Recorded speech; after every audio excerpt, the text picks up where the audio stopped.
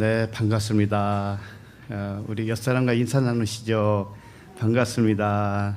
어서 오세요.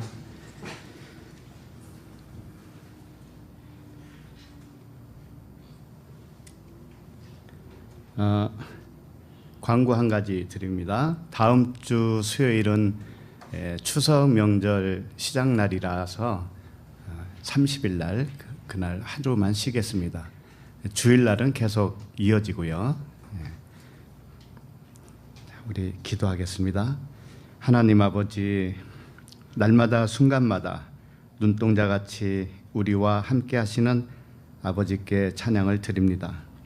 양식이 없어 주림이 아니며 물이 없어 가람이 아니요 여호와의 말씀을 듣지 못한 기갈이라고 하셨는데, 말씀의 홍수와 같은 이 시대에 깊은 곳에서 솟아나는 생수와 같이 생명의 말씀으로 임재하여 주옵소서.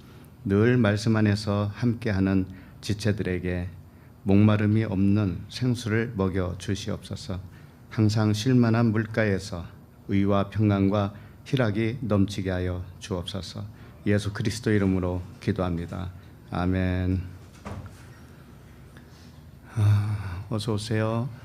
오늘 말씀은 로마서 3장 9절로 18절입니다. 로마서 3장 9절부터 18절.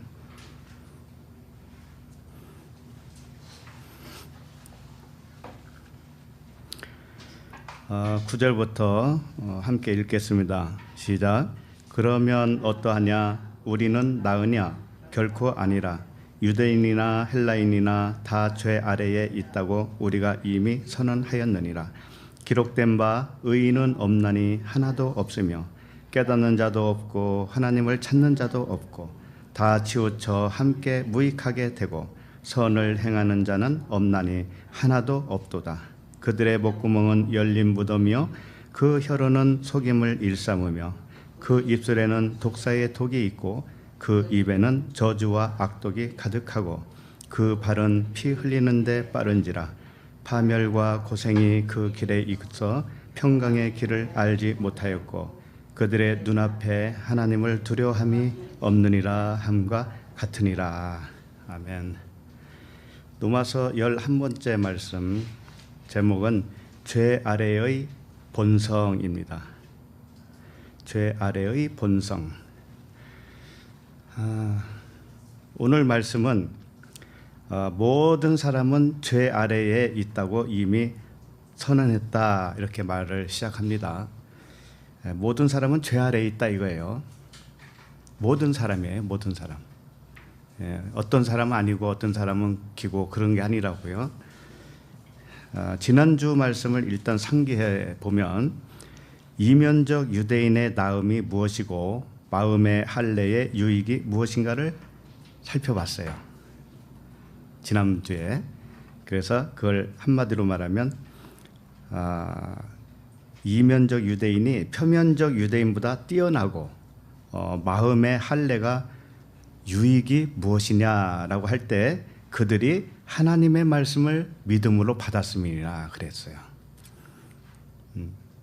마음의 할례, 이면적 유대인의 유익이 무엇인가, 뛰어난 게 무엇인가, 그것은 하나님의 말씀을 믿음으로 받았다 이거예요. 믿음. 믿음은 그리스도의 믿음이에요. 겉의 믿음이 아니죠. 안에 있는 믿음을 의미하는 거예요. 이 믿음을 받았기 때문이다. 그래서 뛰어난 것이다. 표면적 유대인보다도 뛰어난 것이다. 이렇게. 그렇지만 이 반전으로 그것을 설명을 했어요. 뭐냐면은 하나님의 말씀을 믿음으로 소유하게 됐다고 하는 이 뜻은 뭐냐? 하나님의 말씀을 믿음으로 받았다고 하는 증거가 뭐냐 이거예요. 그걸 세 가지로 설명했단 말이죠. 첫째는 나에게는 믿음이 없구나, 이것을 발견하는 거예요. 내가 믿음이 있는 줄 알았더니 나에게 있는 믿음은 그것은 표면적인 믿음에 불과했었네, 이렇게 알게 되는 것이고, 하나님에게만 믿음이 있구나, 하나님만 믿음이구나, 이걸 고백하게 됐다라는 거예요. 이게 이면적 유대인의 특징이에요. 그 다음에 나에게는 의로움이 없구나. 이걸 발견하는 거예요. 내가 의로운 사람인 줄 알았는데 내가 지금까지 의롭게 행동했다고 생각하는 그 모든 것이 아니었구나라는 것을 발견하는 거예요.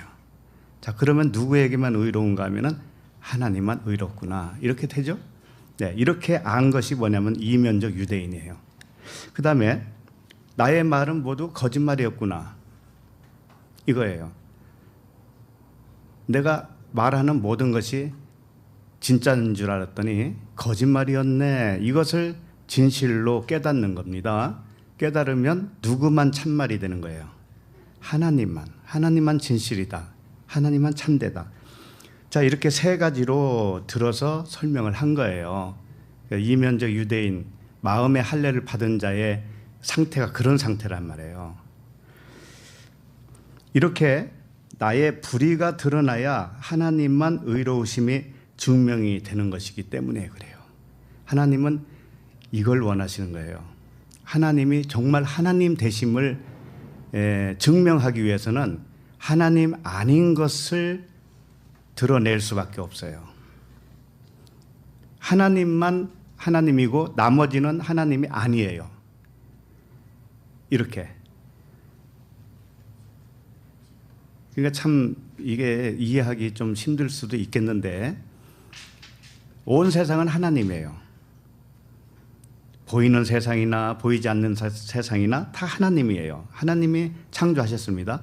그러나 이 보이는 세상은 보이지 않는 하나님을 계시하기 위해서 창조했어요. 그런데 보이는 이 세계는 하나님이 진짜 하나님을 가르치는 가짜 하나님이에요. 가짜 하나님이라니까. 그걸 그래서 모형과 그림자라고 하는 겁니다. 그러면 이 사람도 마찬가지예요. 사람의 생각도 그림자와 모형에 지나지 않기 때문에 아까 세 가지 고백을 했다고 했잖아요. 나는 불의한 자요, 믿음이 없는 자요, 나는 거짓말쟁이다. 이렇게 당연한 거예요. 당연한 거라고. 내가 그렇게 고백이 되어져야 하나님만 참이 되는 거예요. 이 거꾸로 가면 안 되는 거예요. 이렇게 하나님의 의로우심이 확증될 때 그분을 믿는 자들도 함께 의롭게 되는 거예요. 내가 의롭지 못하구나라고 고백을 했는데 하나님은 그것을 의로 쳐준다는 거예요. 왜? 진리를 알았기 때문에. 그 자체가 진리를 안 거예요. 그래서 하나님이 하나님의 사랑을 자기 아들을 십자가에 못 박힘으로써 자기 사랑을 확증했다고 그러죠. 그러죠? 그것이 무슨 말씀이냐면은 내가 십자가에 못 박혀서 죽은 자구나라고 하는 것을 고백하는 거예요. 내가 예수로서 죽은 자였구나. 죽어야 마땅하구나. 이것을 내가 고백을 할 때 그것이 확증받는단 말이에요. 하나님의 사랑이 확증받아요. 그래서 오늘 말씀도 같은 맥락에서 나온 말씀이에요. 오늘 말씀도 모든 사람이 죄 아래에 있음을 자신을 통해서 경험해서 알아질 때 하나님만 죄가 없다는 진실을 알게 되는 거예요. 그러니까 모든 사람이 죄 아래에 있다라고 하는 것을 통해서 우리 각자가 그걸 경험한단 말이에요. 우리가 죄 아래에 있다라는 것을 그때마다 하나님이 죄가 없다라는 진실을 밝혀준 거기 때문에 하나님만 의롭다라고 하는 거예요. 그리고 내가 죄 아래에 있었다라는 것을 아는 나도 이제 의롭게 되는 것이에요. 그렇게 자신이 죄인임을 드러나고 하나님만 죄가 없다는 사실을 깨닫는 사람은 그거 자체를 죄사함이라고 그래요. 죄사함. 내가 죄 아래에 있었구나라는 것을 깨닫는 사람이 바로 죄사함이라니까 그것이. 그러므로 자기 백성들을 먼저 죄 아래에 가두는 이유는 하나님이 죄 아래에 다 가뒀다고 그러잖아요. 죄 아래에 가둔 이유는 죄 아래에서 해방시켜주기 위해서요. 그러니까 목적이 분명하죠. 죄 아래에 다 우리를 가둔 이유는 죄 아래에서 해방시켜 주려고 그래요. 구원시켜 주려고, 의롭게 하시려고. 그래서 오늘 말씀은 여러 가지 비유를 들어서 죄의 본성이 무엇인지를 알려주는 말씀이에요. 그러니까 오늘 한 절 한 절 보면 마치 이 착각을 하기가 쉬워요. 뭔가 하면은 나하고는 관계 없을 거다라는 생각을 하게 돼요. 오늘 말씀 쭉 보니까는 나하고 관계 없는 말씀이네 이렇게 생각하기가 쉽다니까요. 근데 그렇지 않아요. 모든 사람이 여기에 해당되는 거예요. 모든 사람이 그걸 인정하는 자만 있고 인정하는 자와 인정하지 못하는 자가 있는 거예요. 그걸 믿음으로 받는 자와 믿음으로 못 받는 자가 있을 뿐이에요. 그래서 오늘 말씀을 한 절 한 절 보다 보면 전부 다 나하고 관계없을 법한 역시 세상 사람들에게 해당되는 그런 말씀이겠지라고 하는 생각에 빠지기가 쉬워요. 근데 그렇지 않아요. 바로 나 이야기예요. 나 한 사람 이야기예요. 그래서 하나님만 선하시고 하나님만 사랑이라는 것을 하나님은 거기서 증명받는 거예요. 자, 그러면은 9절부터 한 절씩 보도록 하겠습니다. 9절. 자, 시작. 그러면 어떠하냐? 우리는 나으냐? 결코 아니라 유대인이나 헬라인이나 다 죄 아래에 있다고 우리가 이미 선언하였느니라. 네. 그러면 어떠하냐? 우리는 나으냐? 결코 아니라 그랬습니다.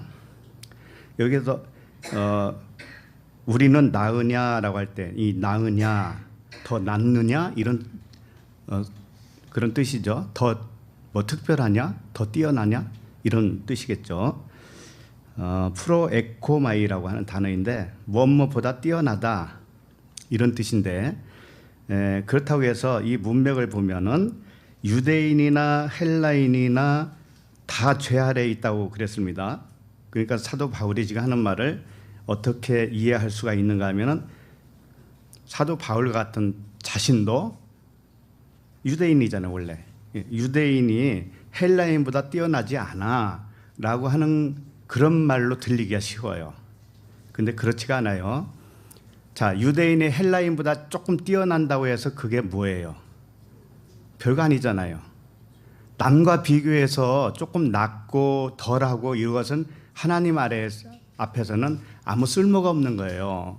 그러니까 이 말씀이 뭔가 하면은 헬라인이 유대인보다 뛰어나다든지 유대인이 헬라인보다 뛰어나다든지 그렇지 않다라는 말을 하고 있는 게 아니고 그런 게 아니란 말이에요. 단순히 이 사람과 사람의 비교해서 하는 말이 아니란 말이에요. 그럼 뭐냐? 지금 계속 문맥을 보면은 하나님과 우리를 이야기하는 거예요. 내가 믿음이 없다라고 했을 때 하나님만 믿음이 있는 거예요. 내가 의롭지 않다고 할 때 하나님만 의롭죠?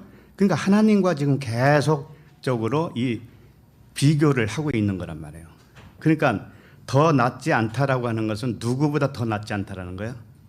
그렇죠. 하나님보다. 그럼 당연히 우리가 하나님하고 어떻게 견줄 수가 있느냐? 또 이런 생각을 하겠죠. 당연히 하나님보다 우리가 낫지 않죠? 이렇게 생각하기가 쉬워요. 그런데 이 뜻은 좀 더 깊은 뜻이 있어요. 우리가 하나님보다 낫지 않다라는 것은 우리는 어둠으로 나온 거예요. 우리는 어둠으로 나왔어요. 자, 그런데 우리가 어둠으로 나왔을 때 나는 누구예요 도대체? 어둠인 나는 누구예요? 하나님과 무슨 관계가 있어요? 하나님은 빛이시라고 그랬죠. 하나님이 빛이신데 빛을 증명하기 위해서는 어둠을 창조해요. 어둠을 창조해요. 자, 그러면은 어둠도 하나님이고 빛도 하나님이란 뜻이에요. 하나님이 빛과 어둠을 창조하셨으니까. 근데 어둠은 빛을 드러내기 위해서 나온 거란 말이에요. 자, 그러면 어둠은 나라고 그랬죠. 그렇잖아요. 우리 각자가 어둠이라고 그랬죠. 자, 그러면 어둠이 뭐라고 그랬어요? 빛의 반대편. 하나님을 어둠으로 창조했다니까요. 자, 그럼 어둠이 누구라는 얘기예요? 하나님. 그럼 나는 누구라는 얘기예요? 하나님. 그 얘기를 하고 싶은 거예요. 그 얘기. 그러니까 하나님과 나는 하나님이라니까 다 똑같이. 빛이신 신이나 어둠으로 온 나라고 하는 신이나 같아요. 같은데 여기서 말하는 게 뭐냐면은 그 빛이신 하나님과 견줘서 낫느냐 이거죠. 내가 어둠으로 왔기 때문에 그 빛이신 하나님과 비교했을 때는 어둠이다 이거죠. 어둠이다. 어둠이라는 의미예요. 더 낫다라고 하는 것은 정말 부족하다 이런 뜻이 아닙니다. 그런 뜻이 아니에요. 절대. 뭐냐면은 빛이 원래 100이라면은 어둠은 마이너스 100으로 온 거예요. 네? 완전히 반대로 온 거라고요. 그런데 이 어둠이 깨달아지잖아요. 뭔가 깨달아지죠. 그러면 그게 빛 100%가 되는 거예요. 그러니까 마이너스 100으로 왔을 때는 100이 되는 그 빛과 견주어서 볼 때는 낮은 것으로 나타날 수밖에 없죠. 그래서 우리는 다 낮게 나오는 거예요. 낮음으로 나오는 거예요. 어둠으로 나오는 거예요. 우리는 그게 당연하다는 거예요. 그게 감사하지 않아요? 예, 어둠으로 나올 수밖에 없어요. 우리는 그것을 진리로 깨닫는 사람이 빛이란 말이에요. 자, 에베소서 1장 21절을 봐요. 에베소서 1장 21절.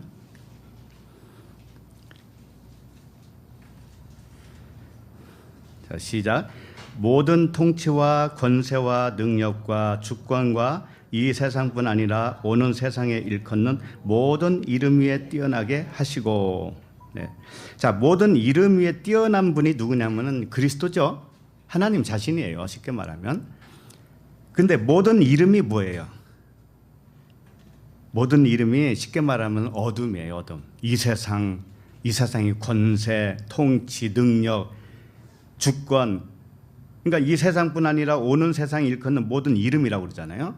그러니까 나를 비롯해서 전부 다 보이는 세상에 나와 있는 것들, 이것이 뭐냐면 모든 이름인데 이거보다 뛰어난 자가 누구냐면 하나님 자신이라는 거예요. 그래서 그런 의미로서 우리는 낮지 않다, 뛰어나지 않다, 그런 의미예요. 그리스도만 뛰어난 것이지 나는 어둠으로 왔기 때문에 그 부분에 대해서는 뛰어나지 못하다, 이렇게 표현한 거죠. 그러나 우리가 진리를 깨닫게 되면 그분과 우리는 한 영이 돼요. 한 영이 된다고. 두 영이 아니고 한 영이. 자, 22절 보세요. 21절. 자, 하나는 또 만물을 그의 발 아래에 복종하게 하시고 그를 만물 위에 교회의 머리로 삼으셨느니라. 그러니까 여기서 교회의 머리라고 있죠. 교회는 만물이에요. 쉽게 말하면. 그리고 교회의 머리는 그리스도예요. 그래서 머리가 뛰어난 것이지 그 만물, 몸이 뛰어난 게 아니다라고 하는 것을 지금 말씀하고 있어요. 그러니까 오늘 로마서에서도 바울이 우리가 낮지 않다라고 하는 것은 우리는 몸이고 우리는 머리가 아니기 때문에 머리만 더 뛰어난 것이지 우리는 몸으로서는 뛰어난 머리를 증명하기 위해서 왔다 이거예요. 뛰어난 머리가 있다라는 것을 몸으로 왔어요. 어둠으로 왔어요. 보이는 것으로 왔어요. 육체로 왔어요. 이렇게. 그래서 교회라고 하는 의미를 좀 확장해서 말하면은 모든 만물이에요. 보이도록 나타난 이 세상이에요. 이 세상 자체가 우주 만물이 교회라고 볼 수가 있는 거예요. 그래서 보이는 것이 뛰어난 것이 아니라 보이지 않는 것이 뛰어나다라고 하는 것을 설명하기 위해서 우리가 더 낫지 않다 이렇게 표현한 거란 말이에요. 그래서 하나님은 빛과 어둠이셔요. 하나님 자신은 빛이시고 영과 진리시고 완전한 사랑이시죠.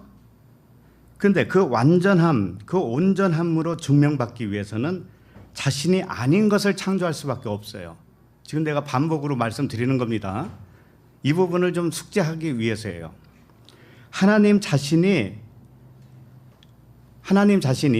하나님 아닌 다른 하나님을 창조한 거예요. 쉽게 말하면. 다른 하나님. 그래서 우상이라고 하는 게 뭔가 다른 하나님. 다른 하나님을 네 앞에 두지 말라 그랬잖아요. 그러니까 이 사실을 모르면 이 세상을 섬기게 되어 있어요. 이 세상을 섬기는 것이 다른 하나님을 섬기는 거예요. 그 다른 하나님을 어둠이라고도 하고요, 육체라고도 하고요, 보이는 것이라고 해요. 그러면 너희들이 본다 하니 너희 죄가 그대로 있느니라 그러잖아요. 예. 그 안에 영과 진리신 하나님을 바라볼 줄 알아야 된다는 것이죠. 그래서 영과 진리신 사랑의 하나님이 나의 육체로 오신 것이에요. 나를, 내 육체를 성전 삼아서 그분이 오셨다니까요. 그러면 나의 실체는 누구냐면은 그분과 똑같아요. 나도 신이란 말이에요. 신인데 어떤 신으로 나타나는가 하면은 어둠 신으로 나타나요. 어둠 신. 하나님은 빛이신데 우리는 빛이 절대 아니에요. 어둠으로 창조했어요, 우리를. 그러니까 내가 생각하는 거, 내가 말하는 거, 이 모든 것들이 초등학문이란 말이에요.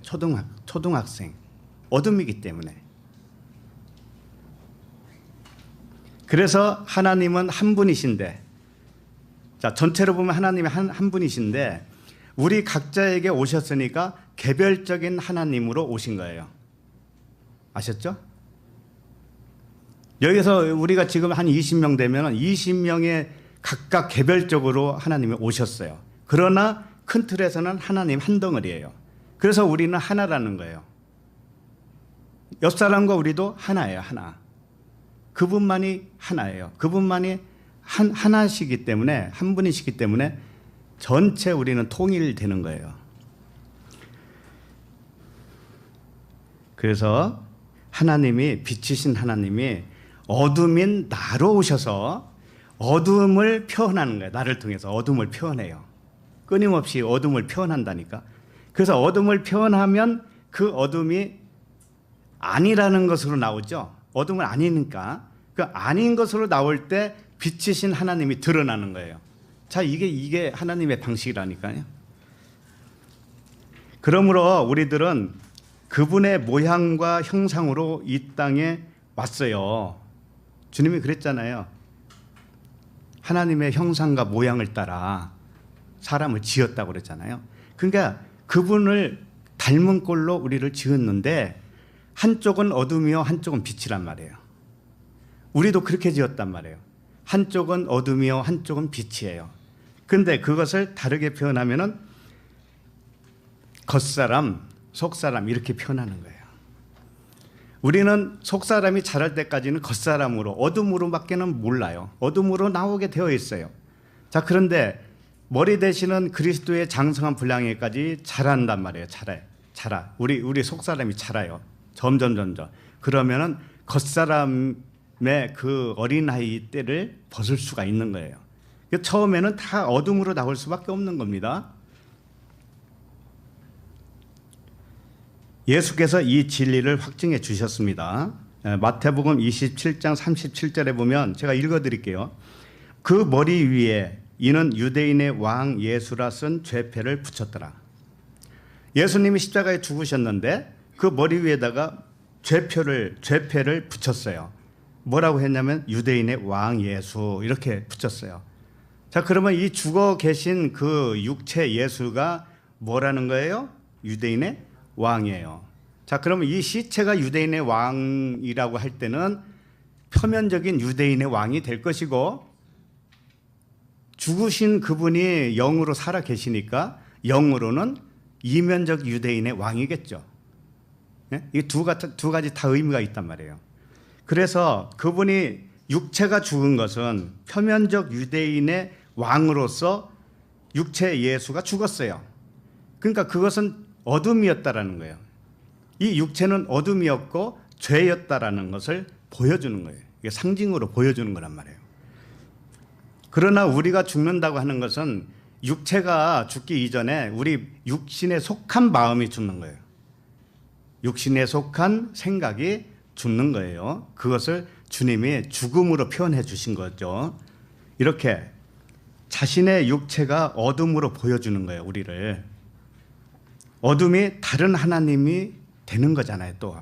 그러니까 어둠으로 죽으시니까 빛이신 그리스도로 살아나잖아요. 부활하시잖아요. 이렇게 확증한 거예요. 십자가에서 자기의 사랑을, 하나님의 사랑이 이런 것이야. 라는 것을 확증해 주셨단 말이에요. 십자가에서. 갈라디아서 3장 22절에 보면 그러나 성경이 모든 것을 죄 아래에 가두었으니 이는 예수 그리스도를 믿음으로 말미암는 약속을 믿는 자들에게 주려 함이라. 네. 죄 아래에 가두었다고 하는 것은 이 보이는 세상에 오는 순간에 죄 아래 가둔 거예요. 왜? 보는 것이 죄니까. 보는 것이 죄니까. 이 모든 것을 죄 아래에 가둔 이유는 뭐예요? 믿음으로 자녀로서 인정받게 하기 위함이죠. 믿음으로만 인정받아요, 우리는. 그러니까 보이는 대로 왔으면 일단 죄 아래에 가두어진 거예요. 그래서 율법 아래에 가두어졌다라고 그러죠. 그 율법은 우리의 양심이란 말이에요. 양심. 그러니까 누구나 양심 없는 사람이 어디 있습니까? 근데 그 양심은 어둠이라니까요. 어둠이에요. 어둠 속에 가둬놓은 겁니다. 그래서 양심대로 산다고 하지만 그것이 하나님을 떠난 삶이 되는 거예요. 그러나 진리의 빛이 들어오고 이제 그것이 확연히 드러났을 때 내가 살았던 그 양심으로 살았다고 하는 것이 하나님의 의를 부정했던 것이네. 내가 의롭다고 주장하는 순간 하나님의 의를 부정한 것이잖아요. 그렇게 살아왔네 지금까지. 그걸 깨닫는 거예요.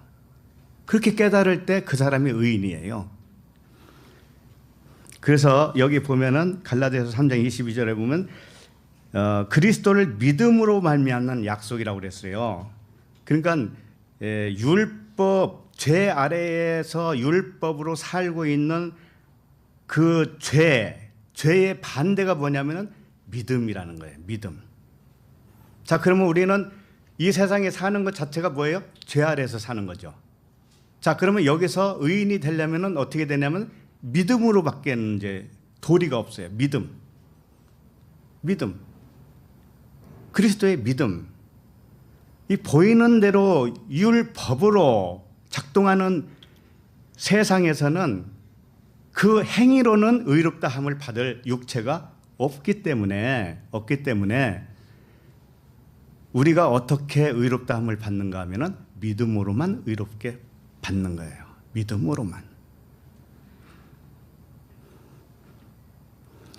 그래서 갈라디아서 3장 24절 또 보시면 이런 말이 있어요.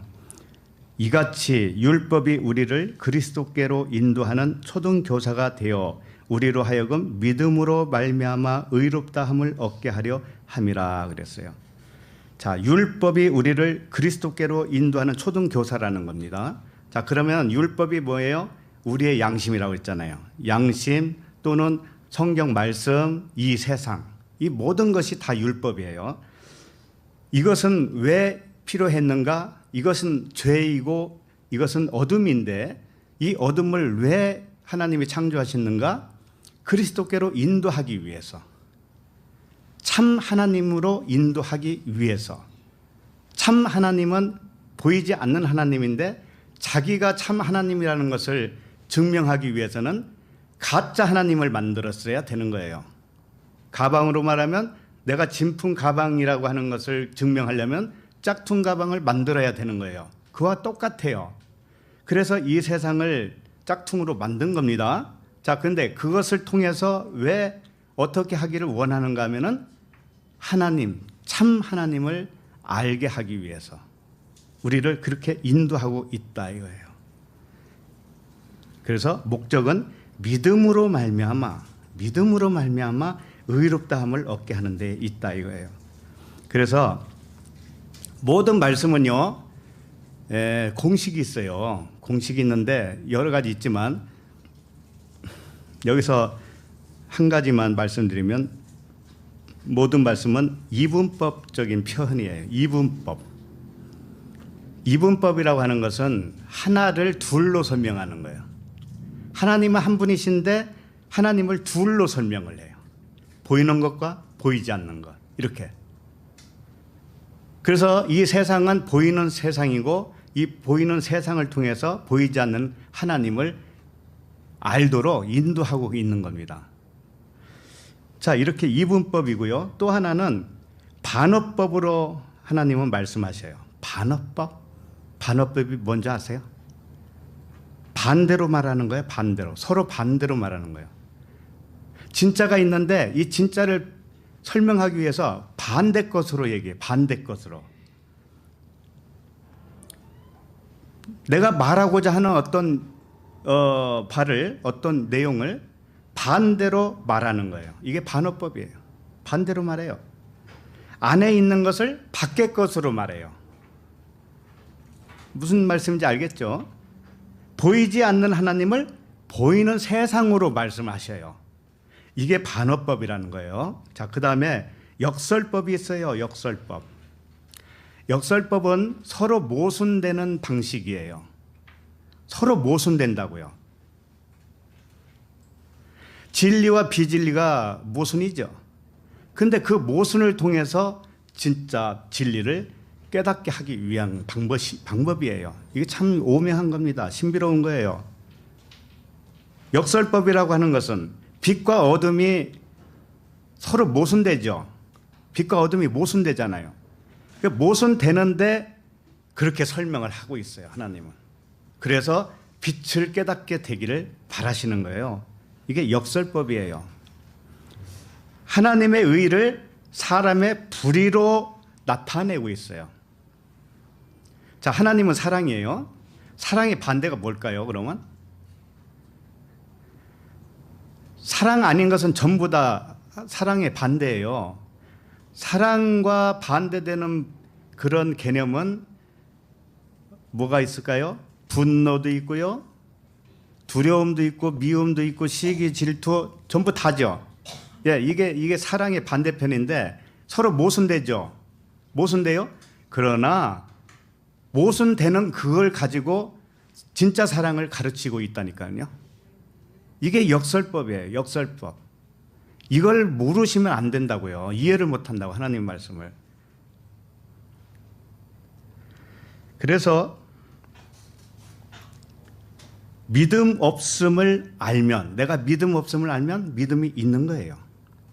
내가 거짓말이라고 거짓말만 한 자였다라는 것을 알면 참말을 가진 자예요. 이게 역설이라니까. 서로 모순되는데 역설이에요, 이게. 불의를 내가 불이구나 라는 것을 알면 내가 의예요. 이렇게. 이 관계에 이제 이해가 가시죠. 그래서 오늘 말씀도 이 이분법 하나를 둘로 설명하는 것이고, 반어법 서로 반대의 개념으로 설명하는 것이고, 역설법 서로 모순되는 말씀으로 진짜를 설명하고 있다라는 거예요. 이걸 먼저 아셔야 돼요. 그래야 오늘 말씀이 풀어지는 거예요. 자, 그러면은 본문을 다시 돌아오세요. 9절부터 짤막하게 한번 쭉 이렇게 밑으로 내려가 보겠습니다. 9절을 한번 읽어볼까요? 그러면 어떠하냐? 우리는 나으냐? 결코 아니라. 유대인이나 헬라인이나 다 죄 아래에 있다고 우리가 이미 선언하였느니라. 네.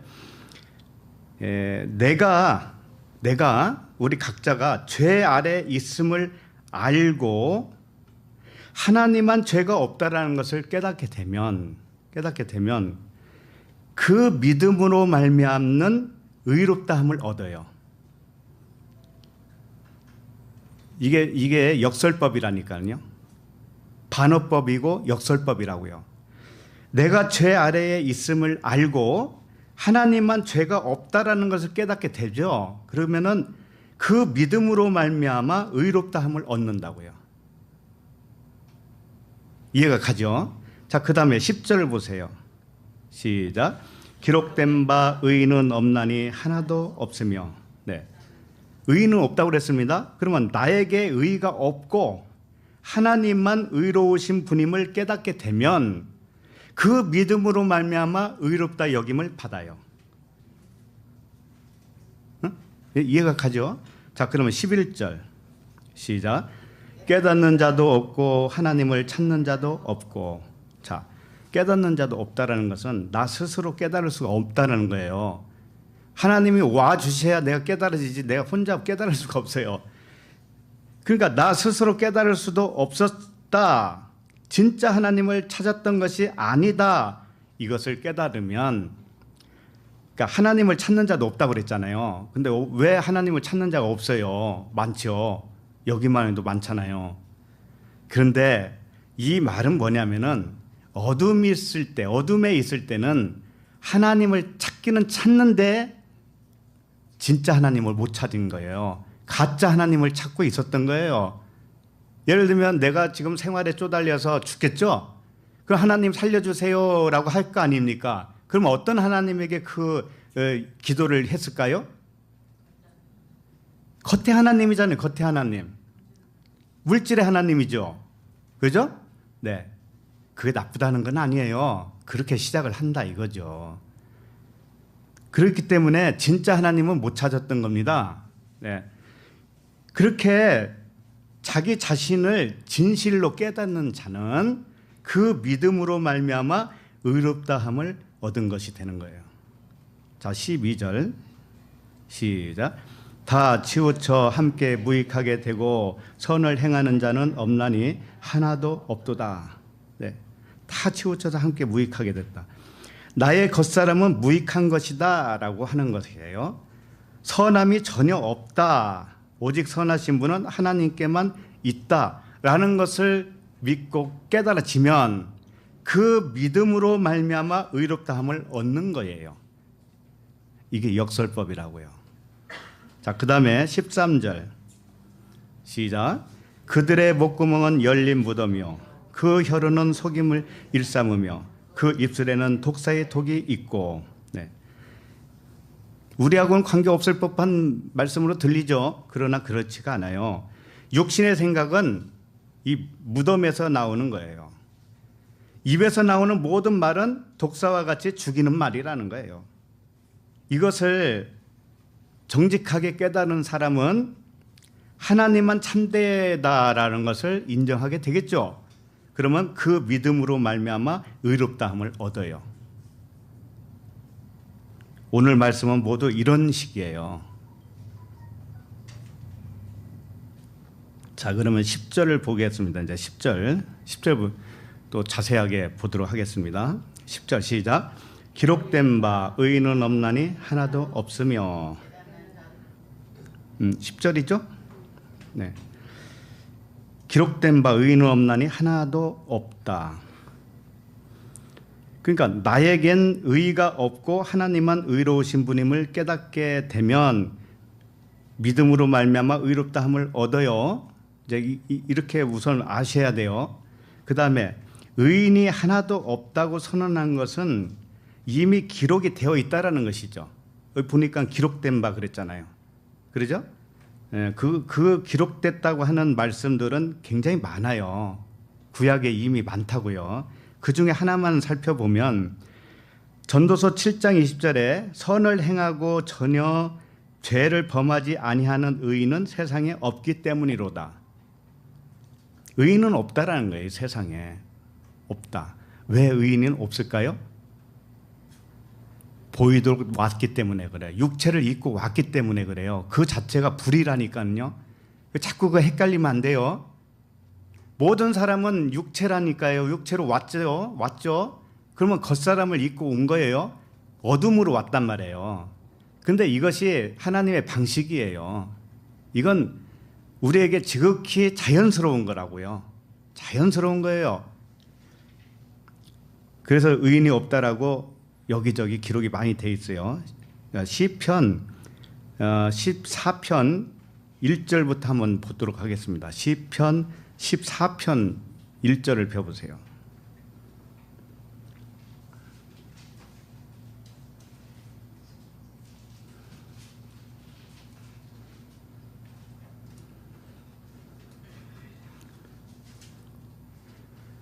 시편 14편 1절 시작. 어리석은 자는 그의 마음에 이르기를 하나님이 없다 하는도다.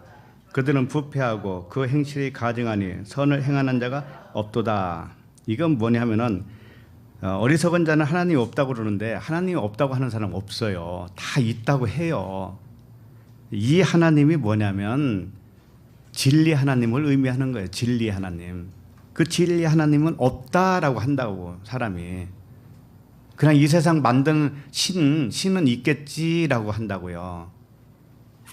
그렇게 생각하는 사람이 부패하고 그 행실이 가증했다. 선을 행하지 못한다. 이렇게 표현하는 거예요. 자, 2절 시작. 여호와께서 하늘에서 인생을 굽어 살피사 지각이 있어 하나님을 찾는 자가 있는가 보려 하신즉.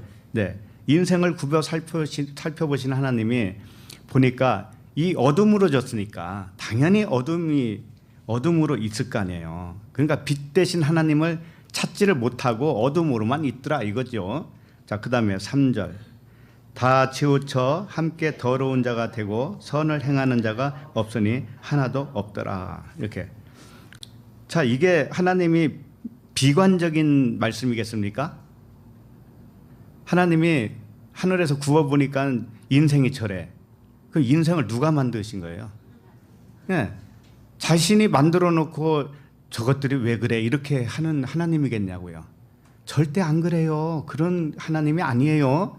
우리가 오해를 하지 말아야 돼. 우리들이 뭐 만들어 놓고서 이게 왜 그래 이렇게 할 수 있어요? 자기가 만든 대로만 할 거 아니에요. 만든 대로. 그죠? 그러니까 하나님은 그렇게 안 보이셔요. 어둠으로 만드신 하나님은 어둠으로서의 역할만 하도록 하면 되는 거예요. 우리는 어둠으로 왔으니까 어둠만 그냥 나타내는 거예요. 그런데 그것이 빛으로 환산이 되는 거예요. 그게. 자, 왜 이렇게 한 사람도 의롭지 않도록 창조하셨을까? 의로우신 하나님을 증명하려고. 의로우신 하나님을 증명하려고. 그리고 하나님만 의로우심을 믿게 된 자녀들도 의롭게 하시기 위해서 같이. 하나님도 의롭게 되려고 하는 것이고 하나님 믿는 우리 자녀들도 의롭게 하기 위해서 같이 살기 위해서 이렇게.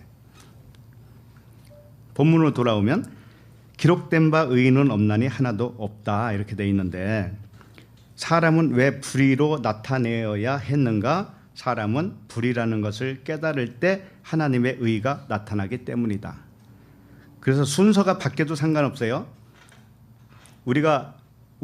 내가 불의라는 것을 깨달을 때 하나님의 의가 나타나는 것과 하나님의 의가 나타나서 그 결과로 내가 사람이 불의하구나 이렇게 깨닫는 거나 순서는 중요하지가 않아요. 계란이 먼저냐 닭이 먼저냐 이거 생각할 필요가 없어요. 그래서 의인이 없다고 하는 그 한 가지 예를 들어보겠습니다. 의인이 없다. 왜 없는가? 의라는 것은 보이지 않는 하나님만 의예요. 자, 그럼 우리는 보이죠? 네. 보이는 것은 보이지 않는 하나님을 증명하기 위해서 창조된 것인데 사람은 보이는 사람을 의로운 사람이라고 그래요. 자, 이게 어둠인 특징이에요. 사람은 보이는 사람을 의로운 사람, 불의한 사람으로 나누고 있어요. 자, 이게 뭐예요? 어둠이라고 하는 특징이라고요. 내가 지금 빛을 아직 모르고 있다라는 특징이에요. 무슨 말씀인지 알겠어요? 사람을 불의한 자, 의로운 자 이렇게 나눈다니까요. 사람은 모두가 불의인데 어떻게 불의한 자, 의로운 자로 나눌 수가 있냐고요. 그러면 안 되겠죠? 하나님만 의잖아요. 그러니까 그 진리를 모르면 저 사람은 훌륭한 사람, 저 사람 안 훌륭한 사람 이렇게 나누는 거예요. 그렇게 나누면은 하나님을 불의한 자로 만드는 거예요. 그러니까 하나님만 의예요. 하나님만. 자, 그러면은 우리들은 이면적 유대인이라고 했을 때 이면적 유대인은 믿음으로 말미암아 의롭게 된 자들이죠. 믿음으로. 행위로는 의롭게 돼요, 안 돼요? 안 돼요, 우리는. 근데 사람을 행위로 판단하지 말라는 거예요. 그래서 사람을 행위로 판단하면 진리를 모르는 거예요. 무슨 말씀인지 알겠죠? 예. 그러니까 우리 자신들이 어떻게 어떤 기준으로 의해서 지금까지 분별하고 살았는가를 한번 자신을 잘 보시라고요. 사람은 믿음으로만 의롭게 된다니까요. 행위로 돼야 안 돼요. 근데 사람은 행위를 가지고 이 사람 의로운 자, 불의한 자 이렇게 나눈다니까요. 그러면 그 사람은 진리를 모르고 있는 거라고요. 알았죠?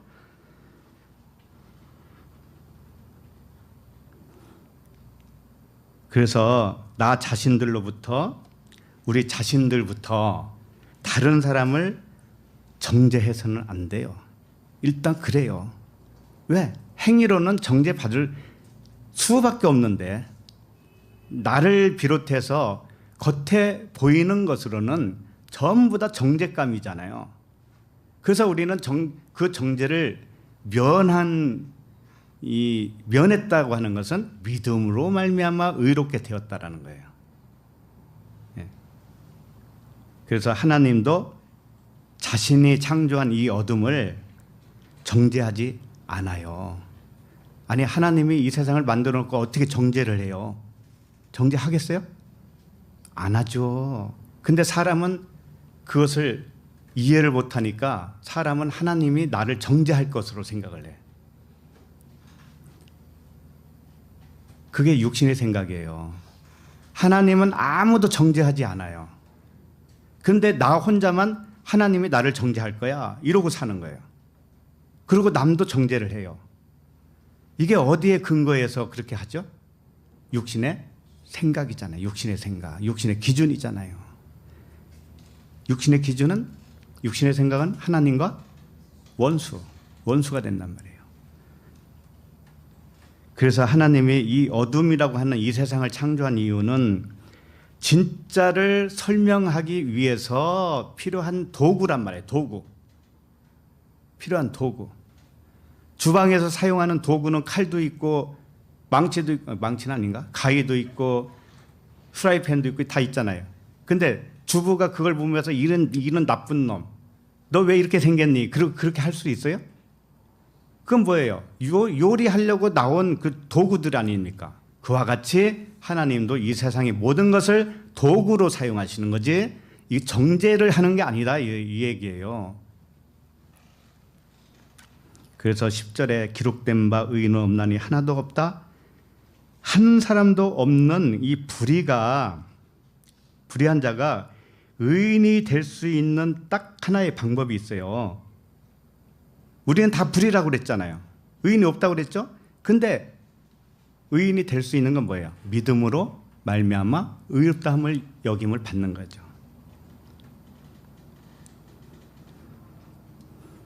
그래서 로마서 3장 28절에 읽어드립니다.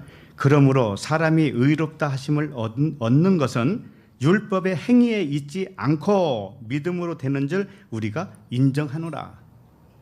율법의 행위로 되는 게 아니고 믿음으로 인정된다. 믿음으로만 인정된다.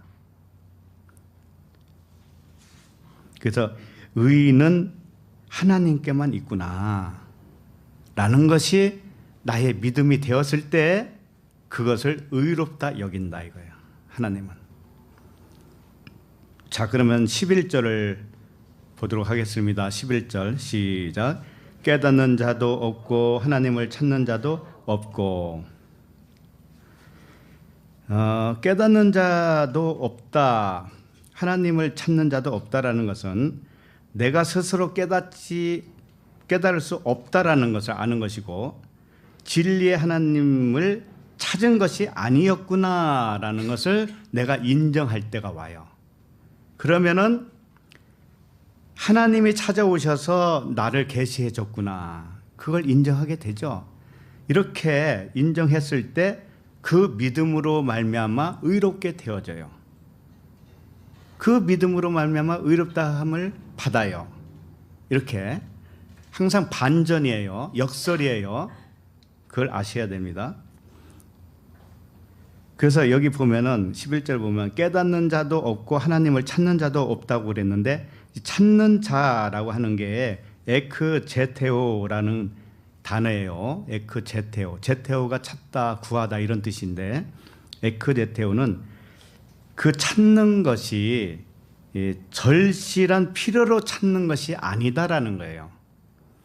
자, 깨닫는 자도 없고 하나님을 찾는 자도 없다고 그랬는데, 하나님을 찾는 자는 무지 많습니다.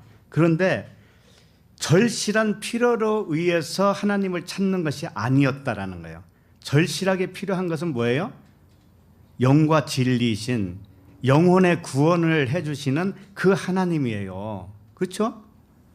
그 하나님은 영적인 분이시기 때문에 사람들이 어떻게 생각하냐면 현 시대, 현 세상과는 관계 없는 하나님으로 착각을 해요. 아니, 당장 내가 먹고 살기 힘든데 무슨 뭐 영이고 뭐고 뭐 진리고 이런 게 무슨 소용이 있어? 이렇게 생각한다고요. 안 그래요? 근데 그건 완전히 거꾸로 생각하는 거예요. 영이 해결되지 않으면 육도 해결이 안 돼요. 육만 해결되면 그것은 언젠가 어그러져요. 오래 못 가요. 영이 해결될 때 진짜 모든 것이 다 해결돼요. 예, 그걸 알아야 되는데 사람들이 몰라요. 그래서 사람은 모두 죄인이요 의인은 한 사람도 없다는 뜻이 무엇인지를 깨닫게 되면 여기 보면은 11절 다시 보면은 하나님을 찾는 자도 없다고 그러는데 이 하나님은 호데오스예요. 호데오스, 그 하나님, 영과 진리로 계신 그 하나님이에요. 그 하나님을 사람들이 찾질 않는다 이거죠. 이게 어둠으로 지어진 사람의 특징입니다. 본성이에요, 본성. 이게 나쁘다 좋다 그런 의미가 아니에요. 일단 그렇게 지었다니까요. 누구든지 예외 없이 이렇게 지어놨어요, 하나님이. 그래 놓고 거기서 깨닫게 해주시는 거예요. 깨닫게 해서 믿음으로 말미암는 의롭다함을 여기게 이렇게 해주시는 것이죠.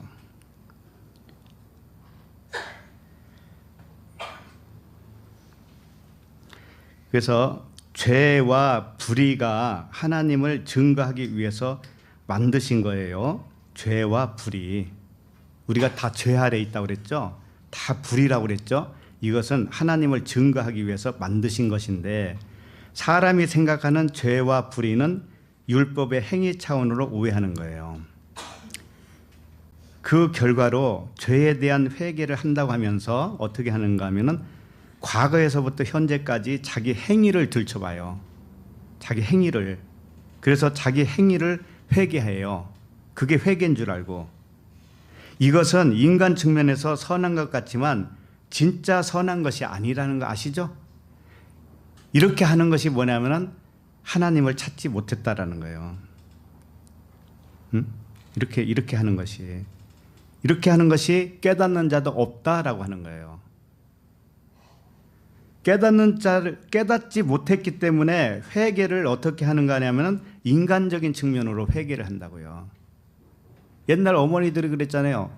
내가 전생에 죄가 많아서 이런 말을 많이 했죠. 그 죄를 뭘로 생각을 했을까요? 행위적인 거죠. 행위적인 거. 이것이 깨닫지 못했다라는 증거예요. 지금도 기독교인 중에서는 회개를 한다고 하면서 행위를 자기 기준에 의해서 부당하다라고 하는 행위 있죠. 부당하다라고 느끼는 행위. 그것을 회개해요. 그리고 그것을 내가 돌이켰다라고 생각을 해요. 그런데 그렇지 않습니다. 내가 어떤 행동을 해왔든지 간에 그것은 나의 선택의 문제였어요. 선택의 문제지 그 선택이 잘했다 못했다 하나님은 그렇게 안 하신다고 그랬잖아요. 절대로. 그러니까는 그 선택이 지금까지 해서 왔는데 점점 영적인 선택을 해오게 되었던 거예요. 지금까지. 근데 과거에는 영적인 선택을 좀 미숙했기 때문에 육적인 선택을 했다 할지라도 하나님은 그것을 뭐라고 하지 않아요. 왜? 어둠으로 우리를 지었기 때문에. 우리는 어둠으로 나와야 되는 거기 때문에. 그래서 참된 회개는 뭐냐면 하나님의 진리를 믿음으로 돌이키는 거예요. 믿음으로. 육신의 행위, 율법의 행위로서는 의롭다함을 받지 못한다라고 하는 결론에 이르러야 된다니까요. 그리고 나서 오직 이 진리를 믿는 믿음으로 말미암아 의롭게 되는 것이구나. 이걸 깨닫는 거죠. 그러므로 진리를 모르고 세상 관점으로 회개를 하는 것은 진리 안에서 자유를 누리지 못하는 겁니다. 이거 분명히 하지 않으면 항상 자기는 죄 아래에 있는 거예요. 율법 아래에 갇혀 있는 거예요. 거기서 나오지를 못해요. 내가 죄가 많아서 이런 일이 발생했어. 에구, 내가 죄가 많아서 이렇게 가난하게 살지. 내가 죄가 많아서 일이 안 되는 거야. 항상 그렇게 생각을 해요. 모든 사람이 죄인이라는데 왜 자기만 왜 죄인이라고 하냐고요. 응? 모든 사람이 죄 아래 가둬놨다고 했잖아요, 하나님이. 근데 왜 자기만 죄인이라고 하냐고요. 그것은 바르지 못한 겁니다. 그건 진리가 아닙니다. 그건 하나님을 오해한 거예요. 자, 그러면은 본문 12절을 보도록 하겠습니다. 본문 12절 시작. 다 치우쳐 함께 무익하게 되고 선을 행하는 자는 없나니 하나도 없도다. 다 치우쳐서 함께 무익하게 되었다. 이것이 치우쳤다고 하는 것이 뭐냐면은 원모에서 떠나다 그런 뜻이거든요. 에크 클리너. 치우쳤다라고 하는 것은 뭐 한쪽으로 너무 치우쳤어 이런 뜻이 아니에요. 그게 아니고 완전히 반대로 돌아섰다 이런 뜻이에요.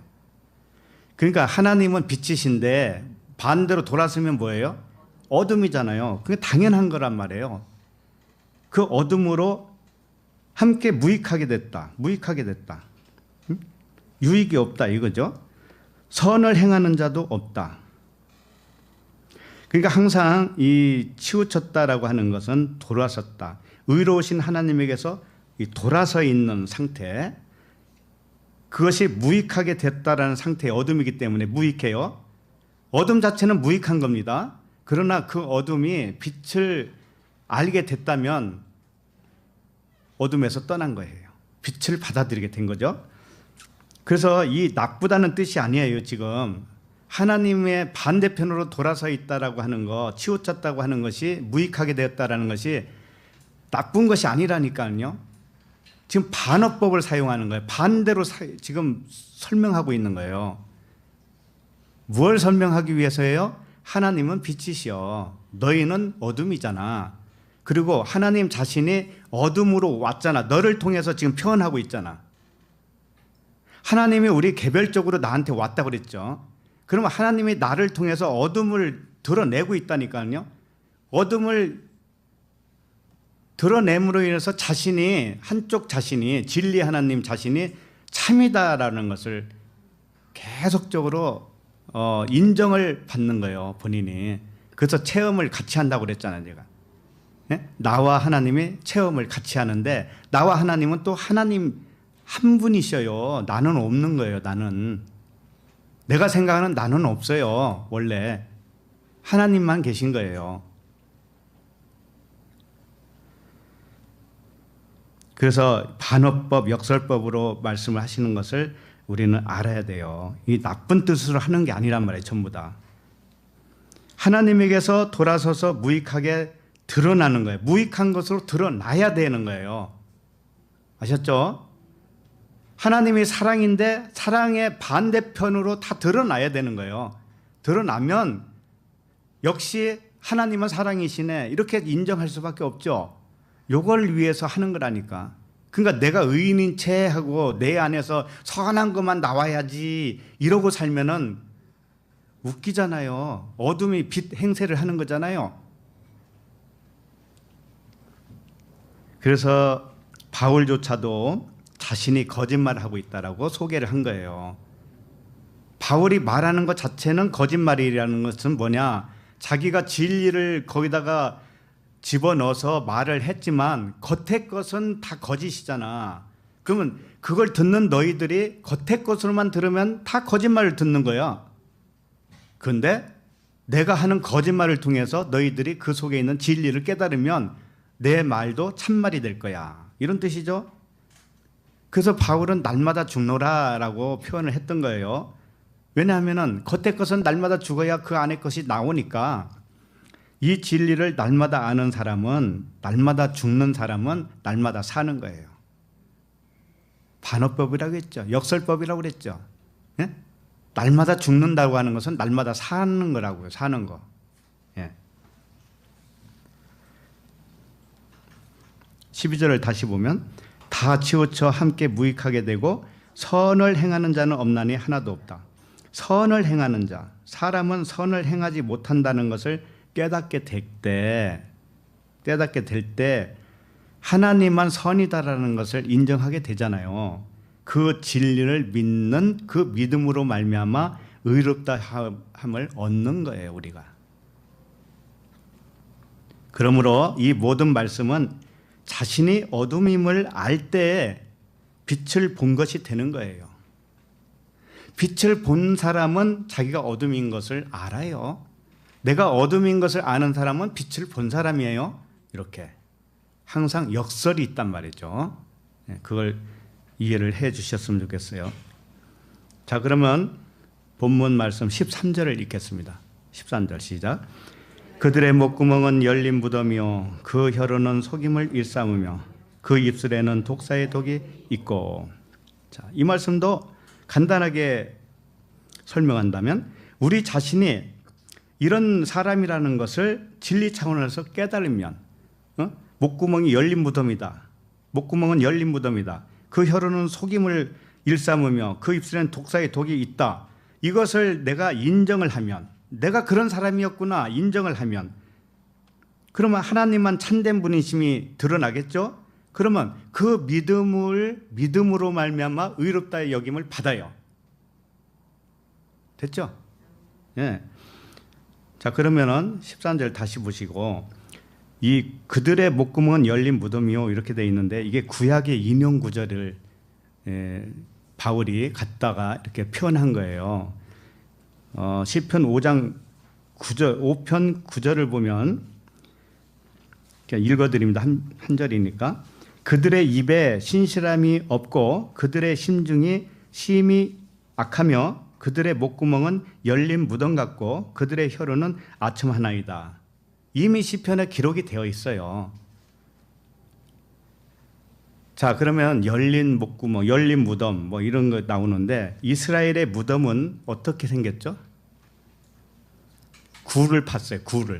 굴을 파고 거기에 시체를 넣고 큰 바위로 굴려가지고 입구를 막아요. 우리 주님이 돌아가셨을 때 그렇게 했잖아요.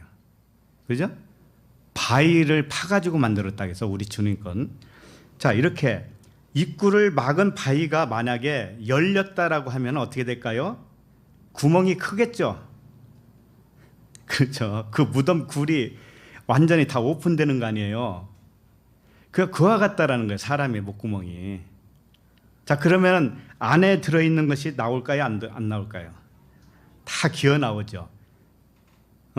그 굴을 파고 거기다 시체를 넣어놓는데 굴려서 바위를 굴려서 입구를 딱 막아놨는데 그 입구에 막은 바위가 열려버렸어요.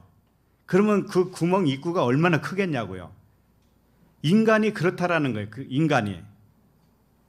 그러면 그 안에 있는 온갖 썩은 뼈, 더러운 것들이 다 나오겠죠.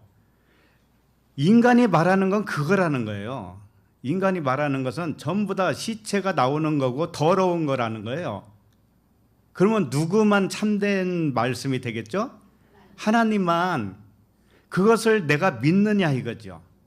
그러면 그 믿음을 의롭다 여긴다니까요. 하나님은. 네? 역설적 아닙니까? 그렇죠?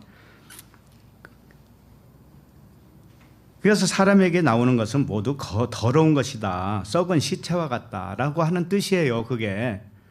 그래서 마태복음 23장 26절에서도 여기 찾아볼까요? 마태복음 23장 26절.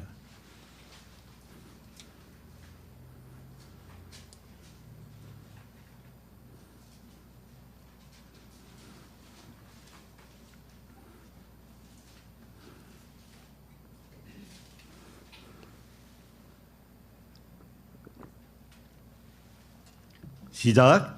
눈먼 바리새인이여 너는 먼저 안을 깨끗이 하라 그리하면 겉도 깨끗하리라. 네, 이게 무슨 말이냐면은 무덤 속에 있는 시체의 더러운 것들을 청소하라 이거예요. 더러운 것이 청소되면 거기서 나오는 게 깨끗한 것만 나올 거 아니에요. 청소 안 하면은 안에 있는 게 나오죠. 계속. 그 얘기예요. 자, 27절 보세요. 27절. 자, 시작. 화 있을진저 외식하는 서기관들과 바리새인들이여 회칠한 무덤 같으니 겉으로는 아름답게 보이나 그 안에는 죽은 사람의 뼈가 모든 더러운 것이 가득하도다. 겉에는 무덤을 회칠해서 아름답게 꾸몄지만 그 속에는 더러운 뼈가 있다. 시체에 모든 더러운 것들이 있다. 자, 그것이 무덤이 열려버리면 어떻게 되겠어요? 다 나와버리죠. 그게 열린 목구멍이다 이렇게 표현한 겁니다. 그래서 외식하는 것이 뭔가 하면은 회칠한 무덤과도 같다라는 거예요. 외식은 뭐냐면 외형적으로만 이 교훈으로 듣고 외형적으로만 가르치고 외형적으로만 행동하는 거예요. 겉만 번지르르하게 하는 거예요. 이것이 외식입니다. 그러면 회칠한 무덤이에요. 그 사람 속에는 온갖 더러운 것이 다 들어있는 거예요. 그 안에는 시체의 뼈와 더러운 것이 가득하다. 그런 거예요. 그러면 그 안에 시체에 더러운 것이 뭐예요? 그 사람의 생각이라니까. 사람의 교훈, 율법의 교훈, 사람의 관점, 세상 관점 이런 거라니까요. 이것이 다 더러운 것이고 외식이에요. 자, 28절 봐요. 그 다음에 28절 시작. 이와 같이 너희도 겉으로는 사람에게 옳게 보이되 안으로는 외식과 불법이 가득하도다. 네, 사람에게 옳게 보이는 것이 뭔가 하면 외식이라고 하는 것이고 불법이라는 거예요. 우리 사람을 의식하면서 살죠. 그다음 막대 살으라 그런 의미도 아니죠. 왜냐하면은 이 진리를 모르고 살면 사람에게 옳게 보이려고 애를 쓴단 말이에요. 사람은. 그게 아니고 진리가 무엇인지를 정확하게 알고 사는 사람은 하나님에게만 옳게 보이는 사람이에요. 행위로는 안 된다라는 거, 믿음으로만 의롭게 된다라는 거, 이것을 정확하게 인식하고 사는 사람이란 말이에요. 사람의 교훈이 외식과 불법이라고 하는 뜻이에요. 사람의 교훈이. 오늘 이 말씀도 사람의 교훈으로 하면 외식과 불법이 되겠죠.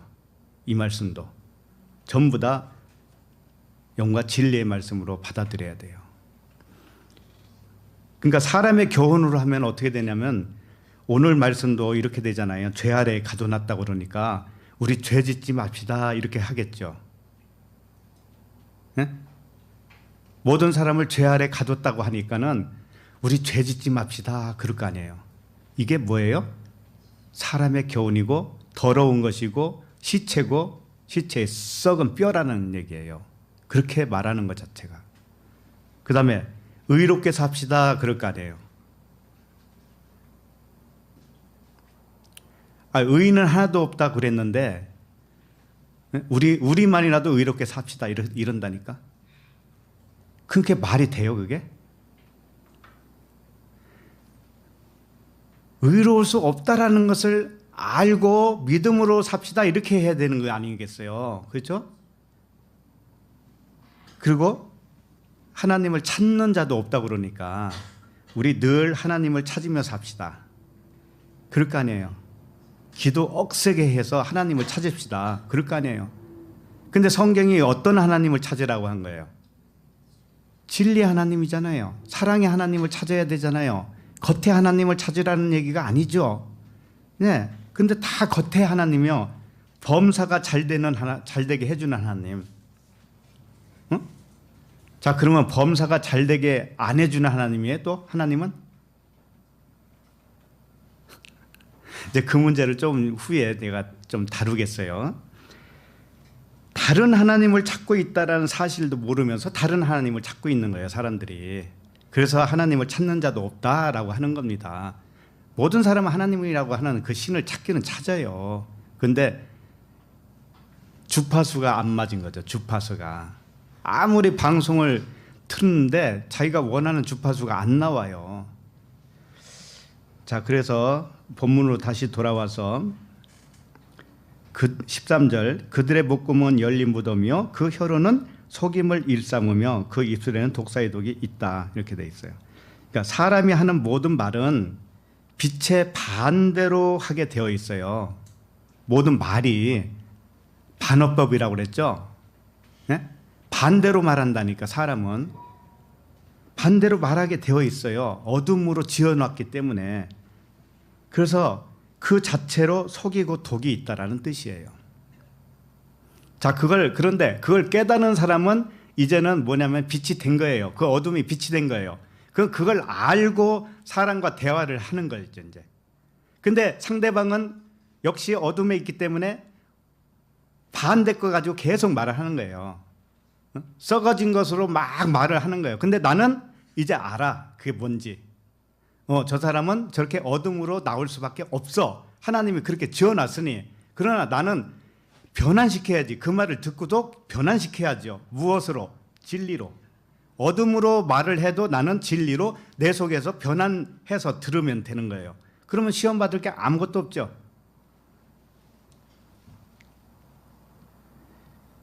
어떤 사람은 어둠으로 빛을 표현하고 있구나. 이렇게 우리가 이제 감지하는 거예요. 아, 저 사람이 아직 어둠에 있기 때문에 어둠으로 말하는 거지. 나는 빛으로 그걸 깨달으면 되는 거예요. 뉴스를 봐도 뉴스는 다 선악입니다. 뉴스를 봐도 빛을 어둠으로 설명하고 있구나. 이렇게 알면 되는 거예요. 같이 부안해동해가지고 아이고 저는 나쁜 놈 이러지 말라고요. 이러지 말라고. 그냥 어둠이기 때문에 그렇게 나올 수밖에 없다니까. 온통 뉴스는 그런 뉴스예요. 거기에 부안해동하지 마세요. 어둠이니까 저 사람은 저럴 수밖에 없다. 그런데 저럴 수밖에 없는 것을 하나님이 그렇게 지었다니까요.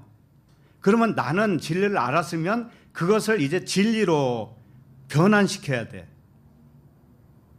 바꿔먹어야 돼. 이렇게 진리로. 그러면 나만 유익이죠. 영화를 봐도 그렇고 길 가다가 꽃을 봐도 그렇고 산에 나무를 봐도 그래요. 전부 다 저가 자체는 어둠인데 저걸로 무엇을 설명하고 있는 거야. 저 꽃이 나에게 뭔가 메시지를 설명하고 있어. 이걸 보는 거예요. 사람의 말을 들어도 저 말은 어둠이야. 저 말은 독사의 속임수인 맞는데 그러나 모두 진리를 거꾸로 말하고 있기 때문에 그렇구나. 이걸 아는 거예요. 그럼 나는 시험 받을 게 아무것도 없죠. 진리를 어둠으로 표현한다고요. 모든 사람은. 그러니까 아는 사람만 그것을 진리로 이제 알아들어. 어둠으로 상대방은 이야기했지만 나는 진리로 알아들어. 얼마나 기뻐요. 이게 정말 감사할 일이 아닙니까? 예. 이렇게 실상을 알게 된 사람은 믿음으로 말미암아 의롭다함을 얻은 것입니다. 감사하죠. 예. 그래서 야고보서 3장 2절에 보면 우리가 다 실수가 많으니 만일 말에 실수가 없는 자라면 곧 온전한 사람이라 능히 온몸을 굴레 씌우니라. 자, 실수가 있다라는 것은 다 어둠인데 이제 실수가 없는 온전한 자가 될 수가 있다라는 거예요. 말에 실수가 없는 것은 진리를 깨닫고 이제는 말을 한다라는 의미예요. 이런 사람이 온전한 사람인 거예요. 자, 그러면 본문으로 다시 돌아와요. 14절. 자, 시작. 그 입에는 저주와 악독이 가득하고 그 입에는 저주와 악독이 가득하다. 자, 이것을 내 입에 저주와 악독이 가득함을 깨달은 자는 내가 하는 말이 저주와 악독이 가득했다고 하는 것을 깨달은 자는 하나님에게만 저주의 말씀이 아니죠. 사람의 말은 다 저주예요. 그러나 하나님만 저주가 아니죠. 자, 이렇게 인정을 하게 되면 그 믿음으로 말미암아 의롭게 여김을 받아요. 무슨 말씀인지 알겠어요? 그런데 절대 나는 입으로 저주 안 했다라고 생각을 할 수도 있어요. 내가 축복했지 언제 저주했나.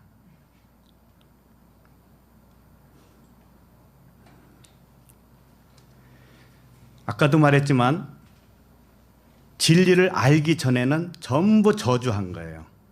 왜? 내 안에 뭐가 있다고 그랬죠?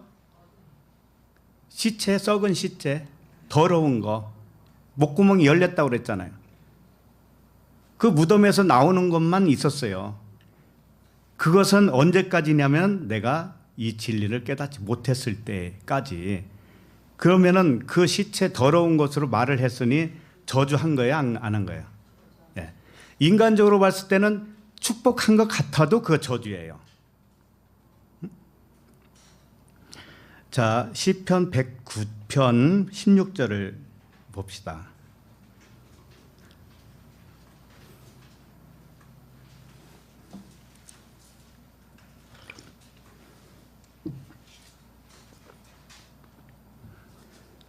시편 109편 16절 시작. 그가 인자를 베풀 일을 생각하지 아니하고 가난하고 궁핍한 자와 마음이 상한 자를 핍박하여 죽이려 하였기 때문이니이다. 인자를 베풀 일을 생각하지 아니한 것이 뭐냐면은 뭔가 상대방을 살릴 수 있는 진리의 복음이에요. 일단 그래요. 그 복음을 베풀 일을 생각하지 않았어요. 자, 그러면은 그 사람에게서 나온 말은 전부 다 저주 아니겠어요? 진리의 복음이 아니면 다 저주예요. 이렇단 말이죠. 그리고 가난하고 궁핍한 자와 마음이 상한 자를 핍박하고 죽이는 것이다. 왜 인자를 베풀 일을 생각하지 못했을까요?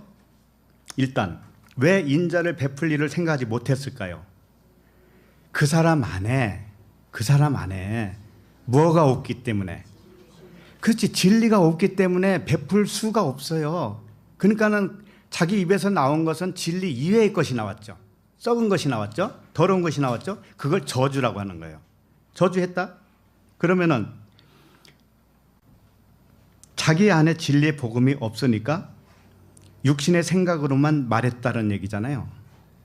진리에 목마른 자에게, 여기 보면 가난하고 궁핍한 자, 마음이 상한 자 이렇게 나오죠. 이게 뭔가 하면 진리에 대해서 목마른 자잖아요. 심령이 가난한 자, 진리가 뭔지를 알고 싶어하는 자. 그럼 그들에게 자기가 진리가 없으니까 전해줄 수가 없어요. 그러니까 결국은 말은 많이 했는데 다 저주만 한 거예요. 이렇게 되겠죠? 그래서 진리에 목마른 자에게 인자를 베풀지 않은 거예요. 자, 그러면 왜 그렇게 됐는가 하면 그 사람 안에 없어서 그렇죠. 자, 그러면 없다라는 것이 증명이 되죠. 저주를 한 꼴이 됐으니까 그 사람에게 진리가 없다라는 그 증거가 되죠. 자, 17절을 읽어볼까요? 시작. 그가 저주하기를 좋아하더니 그것이 자기에게 임하고 축복하기를 기뻐하지 아니하더니 복이 그를 멀리 떠났도다. 자, 그 사람에게는 진리가 없기 때문에 저주만 한 거예요. 겉으로는 위하는 척하고 겉으로는 축복을 했을 망정 그 사람은 진리를 전하지 않았기 때문에 그 사람은 저주를 한 거 이렇게 된 거예요. 자, 그러면은 그것이 저주했던 그것이 자기에게 다시 돌아와요. 그리고 축복하기를 기뻐하지 아니한 것이 뭔가 하면은 복음, 축복은 복음이에요. 복음을 주지 아니한 것이 뭐냐면은 복이 그를 멀리 떠난 거예요. 복이 없다라는 거예요. 원래 진리의 복음이 없었다라는 거예요. 그 사람에게는. 자, 그러면은 자기에게 진리가 없다라는 것이 어떻게 증명이 됐는가 하면 일단 주고 나니까 그렇죠. 주고 보니까 껍데기만 준 거죠.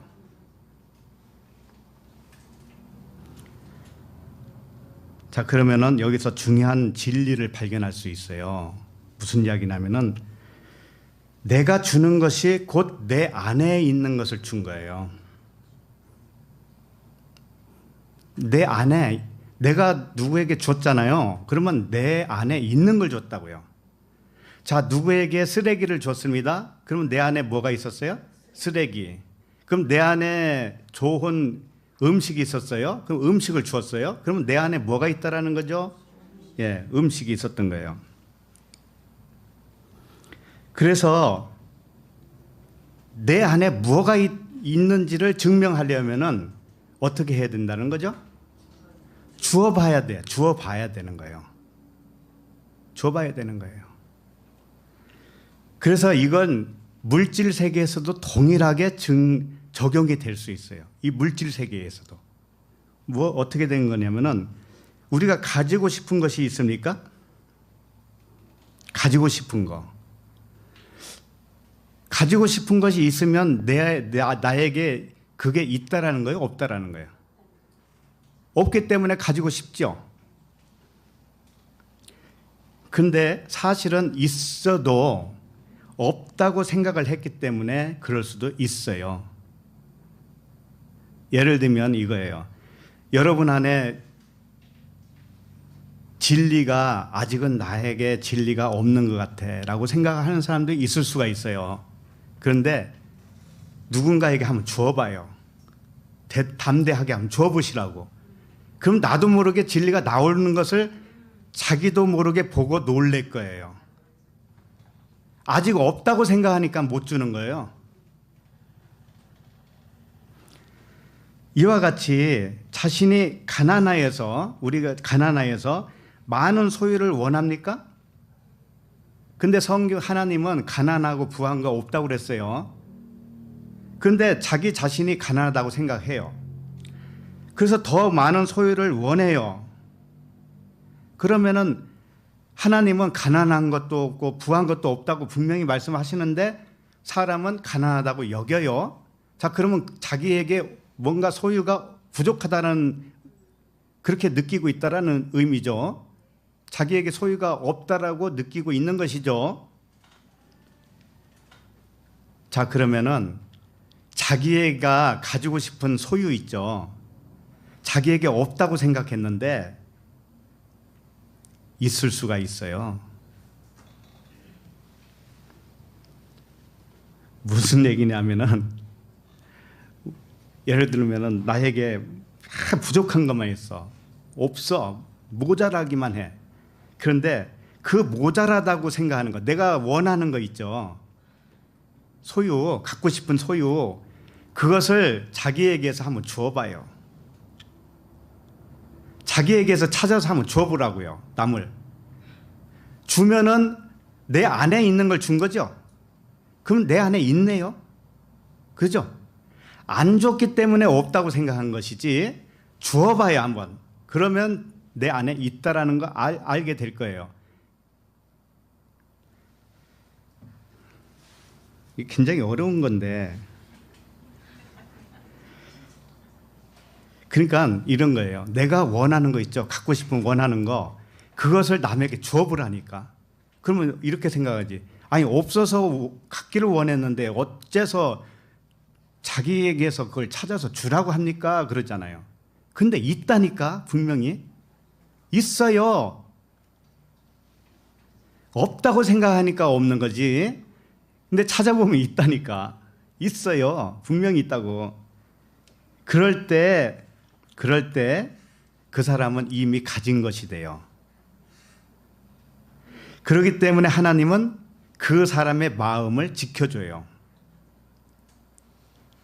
그때부터 그 사람에게 부족함이 없어져요. 이게 원리예요, 원리. 영적인 원리를 육적인 원리와 이렇게 같이 적용시킬 수가 있어요. 자, 그러면은 누가복음 6장 38절을 보세요.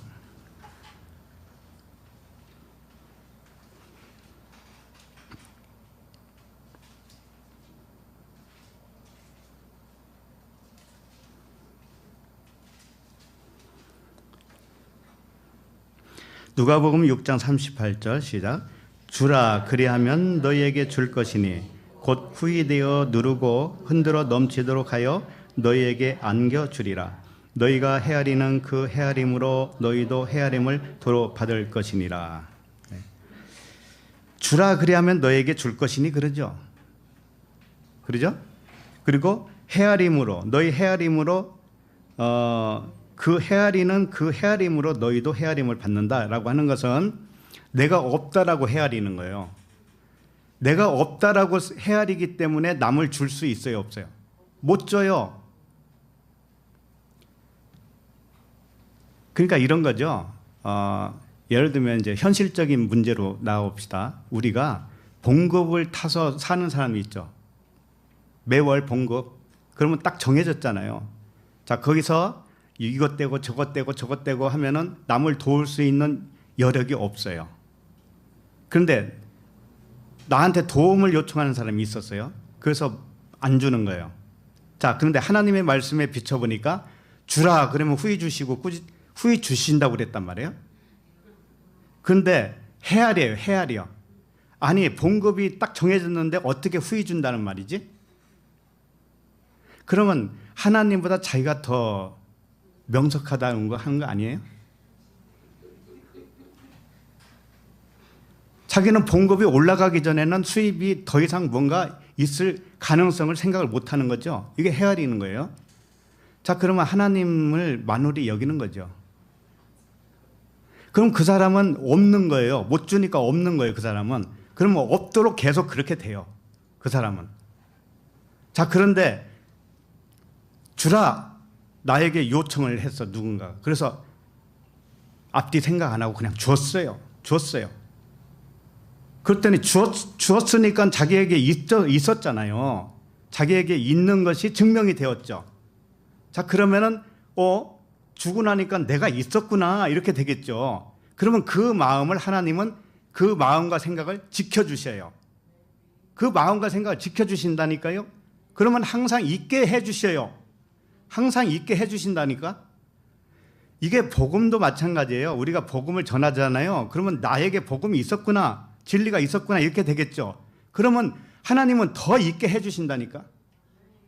전하면 전한 만큼 더 있어요. 더 차고 넘치게 만들어 주셔요. 이게 물질 세계나 영적 세계나 동일하게 간다라는 거예요. 내가 이 말을 왜 하느냐면은 여러분 부자 되게 하기 위해서.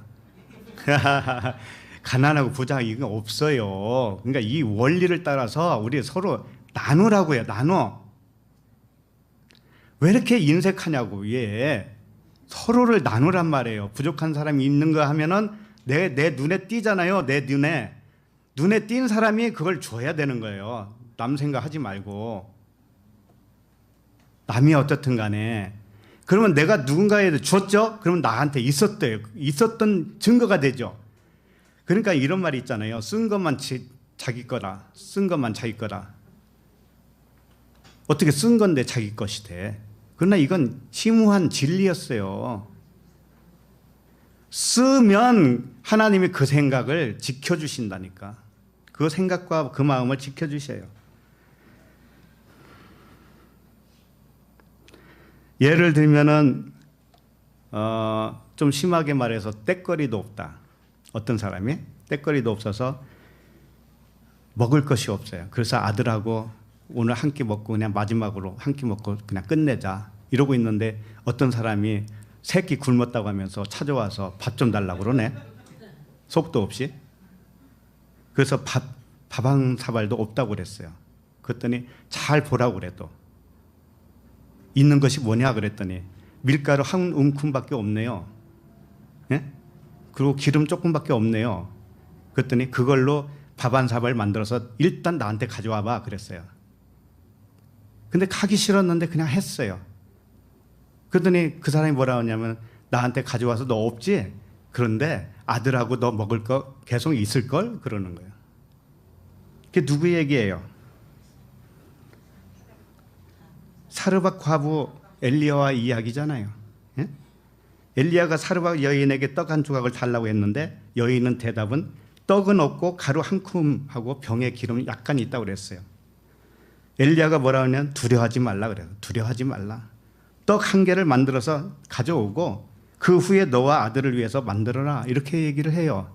아니 없는데 어떻게 만들어요? 그런데 가져오니까 그 결과는 어떻게 됐는가? 엘리야를 통해서 하신 말씀같이 통에 가루가 떨어지지 않았어요. 그리고 병의 기름이 없어지지 않았어요. 이렇게 됐다니까. 물론 이 이야기는 영적인 이야기를 담고 있습니다만 세상 사는 원리도 똑같이 제공하고 있다는 것을 여러분 아셔야 됩니다.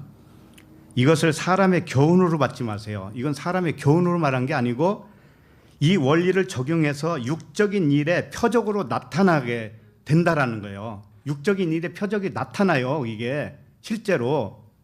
그렇게 해서 영적인 원리를 더욱 뭐랄까요? 확신하게 될 거는 거예요. 확증이 되어지는 거예요. 육적인 것은 영적인 일에 대하여 확증을 하기 위해서 나타나는 세계예요. 그렇기 때문에 이 동일한 원리가 우리에게 적용돼서 산다면 누구든지 평균케 될 거예요.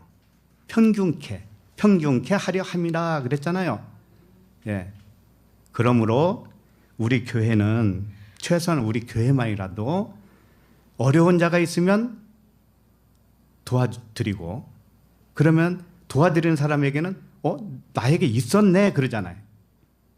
없는 줄 알았네, 있었네.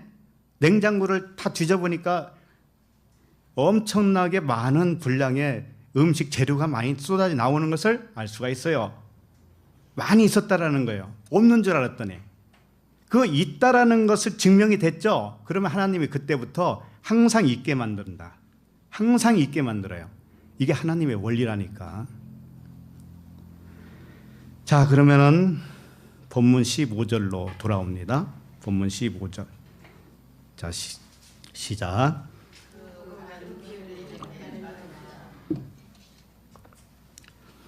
이 빠르다라고 하는 단어가 옥시스라고 하는 단어인데, 이 날카롭다, 예리하다 이런 뜻이에요. 그 날카로운 칼같이 이 피를 흘리게 만들었다 이거죠. 그 나 자신의 발, 이 발은 뭐냐면은 이 걸어가는 지체가 발이잖아요. 그러니까는 모든 것이 말씀인데 내가 그 말씀을 어떻게 알고 있는가에 따라서 내가 걸어갑니다. 어디로든지 걸어가요. 그런 의미로 이제 발이라고 하는데, 복음의 발, 복음을 전하는 아름다운 발, 뭐 이런 표현들이 있잖아요. 그래서 나 자신의 발은 피 흘리는데 날카로운 발이었구나, 이렇게 깨닫는 거예요. 이렇게 깨달으면 생명의 피는 하나님께만 간직되어 있구나, 이렇게 믿어지는 겁니다. 그러면 그 믿음으로 말미암아 의롭다함을 얻은 자가 돼요. 이게 좀 어렵죠. 그 발은 피 흘리는데 빠른지라. 이게 뭔가, 피는 언약의 피예요. 피는 언약의 피고 생명, 성령을 의미합니다. 진리, 그리스도를 의미해요. 피. 자, 그러면 발은 길을 걷는 지체 중에 하나죠. 그러면 발은 율법의 행위로 말하는 거예요. 율법의 행위. 육신의 생각이죠.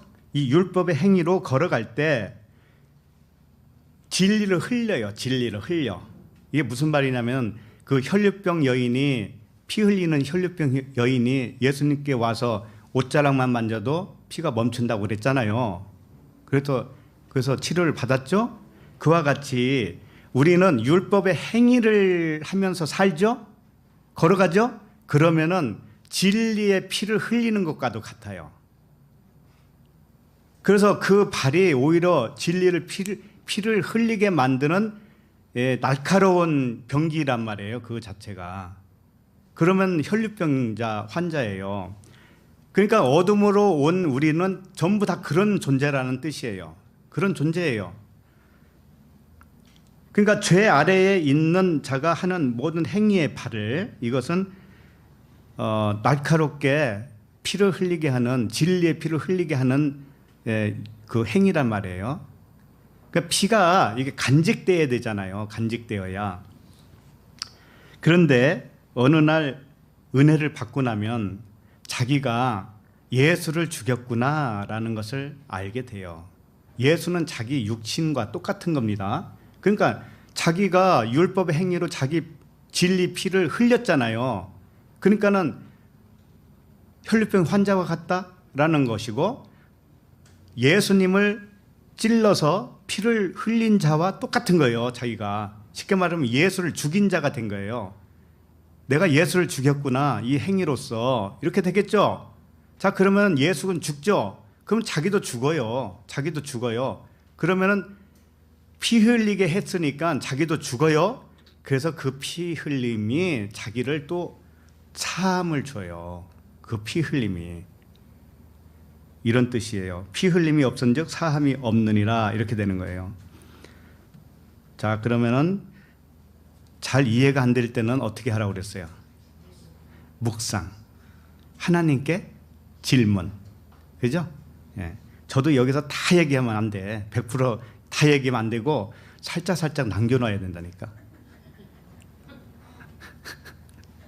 자, 16절 봅니다. 16절. 시작. 파멸과 고생이 그 길에 있어. 네. 파멸과 고생이 그 길에 있대요. 죄 아래에 있으면, 죄 아래에 어둠으로 나타난 죄의 본성으로 사는 모든 사람은 파멸과 고생이 있어요. 왜 그럴까요? 진리를 모르니까. 그 누구든지 해당되는 겁니다. 자신이 파멸과 고생의 길에 있음을 깨닫는 자는 하나님께만 뭐가 있다라고 생각할까요? 하나님께만 평강이 있다라고 생각하죠. 하나님께만. 그죠? 나는 이 파멸과 고생으로 이 인생길을 살아가니까 평강이 없죠? 그럼 평강은 누구에게만 있는가? 하나님에게만. 그 하나님에게서 평강이 와야 되는구나. 세상에 없는 평안, 하늘에서만 줄 수 있는 평안, 그것이 하나님께만 있다라는 것을 깨닫게 되어요. 자, 그러면 그 믿음으로 말미암아 의롭다함을 얻은 자가 되는 거예요. 네. 그 파멸과 고생이 뭐냐면은 이 세상이 다른 하나님의 모습으로 왔다라고 하는 것을 모르고 사는 거예요.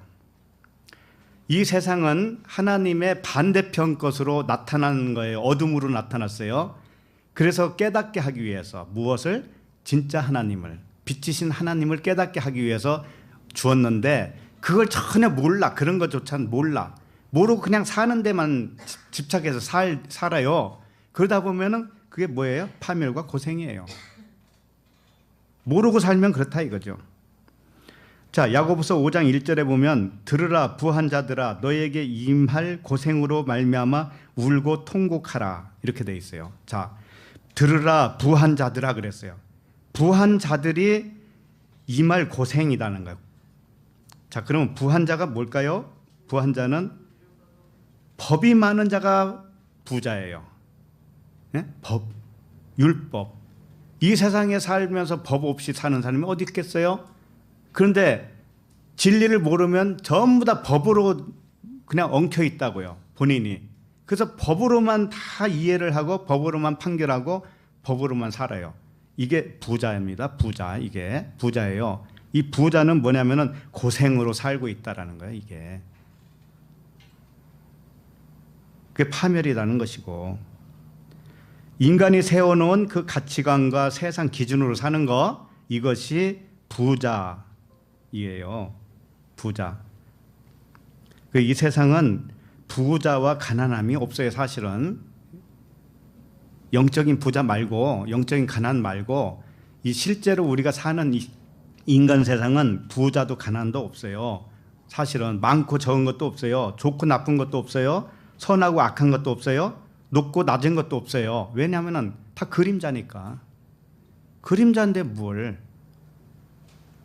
그래서 하나님은 오직 사랑으로 봐요. 자신이 어둠을 창조했기 때문에 이 어둠 자체를 다 사랑으로만 본다고요. 하나님은 전부 사랑이에요.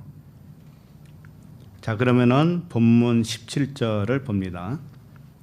17절 시작.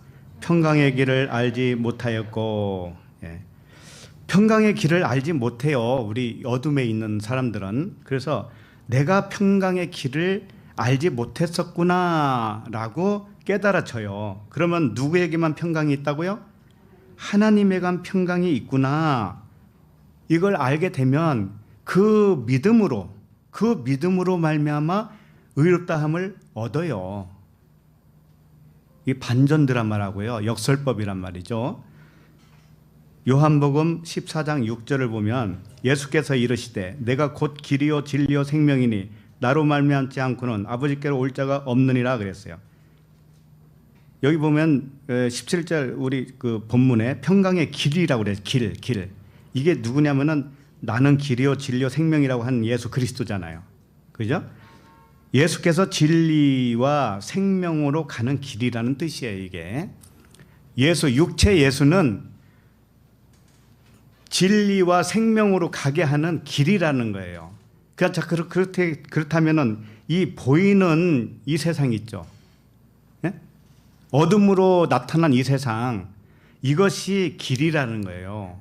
이 세상에 우리가 살고 있습니까? 그러면 진리와 생명되는 그 길로 가도록 만든 길이에요. 이 세상이. 이 세상 없으면 안 되는 거예요. 그래서 다른 하나님, 가짜 하나님으로 나타난 이 보이는 세상, 예? 이 세상이 진리와 생명으로 가게 하는 하나님의 만든 길이란 말이에요. 길이라고. 그러나 그 사람 스스로는 그 길을 알까요? 모를까요? 몰라요. 지금 세상 살면서도 그 길로 가고 있다는 거 모르고 산다고요. 그래서 평강하지 못한 거예요. 그 사람들은. 예? 그걸 모르고 살기 때문에 평강이 없어요. 항상 그 산 건너편에 있는 파랑새를 잡으러 다니는 거예요. 아무리 파랑새를 잡으러 산을 넘어도 잡혀지지가 않는 거예요. 그래서 평강의 길을 알지 못하였다. 그런데 그 평강의 길은 육신에 속한 눈의 비늘이 벗겨질 때 발견되어져요. 예, 그래서 믿음으로 말미암아 의롭게 되는 겁니다. 자, 그러면은 이렇게 우리가 나에게 일어난 모든 일, 이 세상 살면서 그 진리를 알려주시려고 일어난 길이었구나 이렇게 생각이 될까요? 안 될까요? 그죠? 그 진리와 생명을 알려주려고 그쪽으로 인도하는 길이었구나 이 세상이. 나에게 일어난 모든 일이. 그러죠? 그러면 이렇게 믿을 때 세상을 저주할까요? 안 할까요? 안 하죠. 세상을 저주하는 게 아니에요. 아이 빌어먹을 세상 이렇게 안 한다고요. 그렇게 하는 게 아니에요. 자신에게도 저주하지 않는 것이고 남에게도 저주하지 않는 것이고 세상도 저주하지 않아요. 자, 그러면 마지막 18절인가요? 18절 읽겠습니다. 시작. 그들의 눈앞에 하나님을 두려워함이 없느니라 함과 같으니라. 네.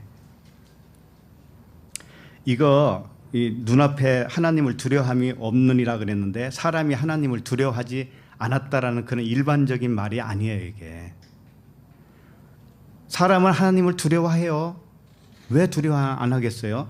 다 한다고요. 그런데 여기서 말하는 이 말씀은 그런 뜻이 아니에요. 오히려 하나님을 두려워했기 때문에 진짜 하나님을 두려워하지 않았던 거예요. 무슨 말씀인지 알겠죠? 가짜 하나님을 두려워했기 때문에 진짜 하나님에 대해서는 생각지도 못했다니까. 인간이 그래요. 그래서 모든 사람은 본능으로 하나님을 두려워하는 거예요. 이 말씀은 영과 진리의 하나님을 두려워함이 없었구나 이렇게 깨닫는 거예요. 깨닫고 오직 두려움의 하나님은 영과 진리의 하나님이셨구나 라고 이렇게 깨닫게 되면 그 믿음으로 말미암아 의롭다 여김을 받아요. 자, 그러면 다시 한번 18절 그들의 눈앞에 하나님을 두려워함이 없느니라 함과 같으니라. 이건 뭐냐면은 눈앞에라고 하는 것은 그들의 눈 반대편에 있는 하나님을 얘기하는 거예요. 자, 우리는 눈을 가지고 있죠.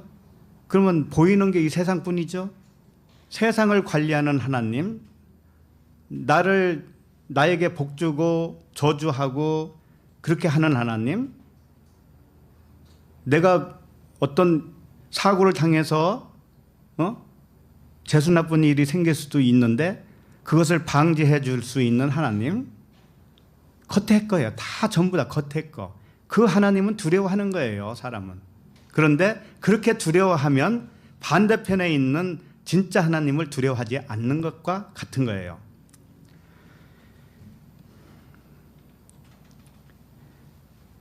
자, 그런데 왜 두려움이라고 썼는지를 아셔야 돼요. 그 반대편에 계신 진리로 계신 하나님, 그분은 사랑이라고 그랬습니다. 사랑의 하나님을 왜 두려워해야 되지? 이런 질문이 생길 수가 있죠. 그렇잖아요. 사랑의 하나님은 우리가 두려워할 거 있어요, 없어요? 두려워할 필요가 없어요. 그런데 왜 그 하나님을 두려워하지 않았다라고 표현할까요? 두려움과 사랑은 하나이기 때문에 그래요.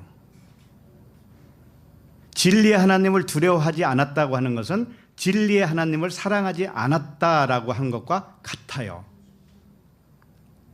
반대편으로 설명했을 뿐이에요. 자, 이걸 좀 예를 들어서 설명을 한 가지 하고 마칩니다. 예를 들면은 초등학생 어린 자녀가 있는데, 뭐 아들이든 딸이든 상관없어요. 있는데 동네에서 이렇게 아버지가 지나가다가 보니까 깡패들 한 5명이 그 어린 자녀를 둘러싸서 곧 뭔가 때릴 것 같아요. 그걸 발견했다고 칩시다, 아버지가. 그러면 여러분의 아버지면 어떻게 할 거예요? 네? 어쨌든 구해야 할 거 아닙니까? 그래도 구해야 되겠죠? 자, 그런데 구할 때 아버지의 마음이 어떤 마음이 있었을까요? 1번 기쁘다, 2번 슬프다. 무슨 마음이 있는가 하면은 제일 먼저 두려운 마음이 생깁니다. 아버지는. 왜? 저 건장한 청년들이 자기 아들을 한 대라도 때리면 큰일 날 것 같잖아요. 그러니까 두려운 거 일단 두려워요.